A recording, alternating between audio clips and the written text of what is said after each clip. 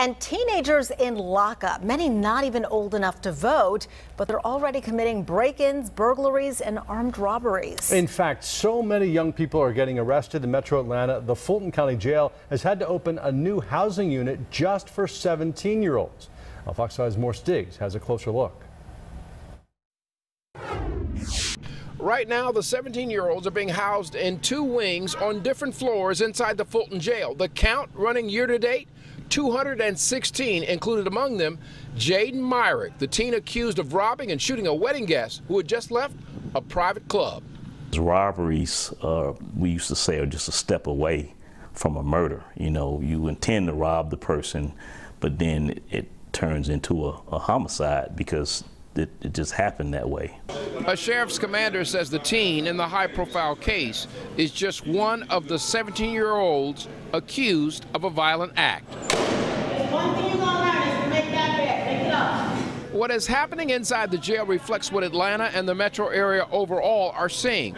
Larger number of teens who are increasingly committing more serious acts. Ag assaults, rape, murder, child molestation. To counter the trend, the chief jailer has instituted a boot camp program for the 17-year-olds. The sheriff provided us video of one of the sessions. We have counselors come in and they actually exercise, you know, go through calisthenics, so to speak, with the young people, and also motivational talks, and get them to thinking along the lines of not committing any crimes. I'm Morse Diggs, Fox 5 News. So why exactly is the jail overflowing with 17-year-olds? Well, it doesn't take a criminal justice expert to realize that Atlanta has a problem with teen violence. So what's the solution? Well, tonight we took that question straight to the top. Fox 5's Kerry Charles is live for us in Northwest Atlanta, where he caught up with Atlanta Police Chief Erica Shields. Kerry? That's right. She says part of the problem is gangs recruiting young people, but she also blames judges who release repeat offenders who are underage. Now, she says she understands that not all of them, of course, need to be locked up. They need help and guidance. However, she also says there are some who need to be incarcerated. However, when they are released, they go on to commit other crimes.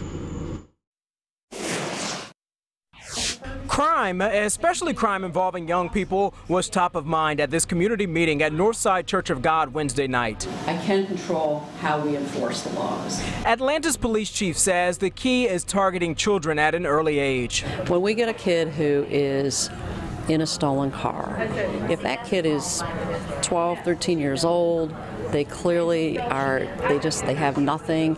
Our goal is to get them help, to get the parent help, to get them some structure in their life. The chief says preventing the problem includes having more officers on the street. You know, we're putting a huge amount of effort onto hiring so that we can get more cops out on bicycles and foot patrol. That's our goal. As well as the city's Apex unit. Its goal, get guns off of the streets. Efforts all to keep kids, all people in Atlanta, safe. First goal is to engage these kids ahead of time before they opt for a life of violence. So we're really doing a huge amount of outreach and trying to get them involved with their police athletic league or the At Promise Center, or if we run into a kid who's in trouble, engage with their younger sibling. So the goal is to steer them on the path of being successful. Now, one area the chief talked about tonight as far as crime is auto thefts. Listen to this number. Between January 1st and June 30th of last year, some 1,400 cases were reported in Atlanta. In that same time frame this year, the number's up more than 7%. That's some 1,550 cases. The chief says a lot of those involve young people.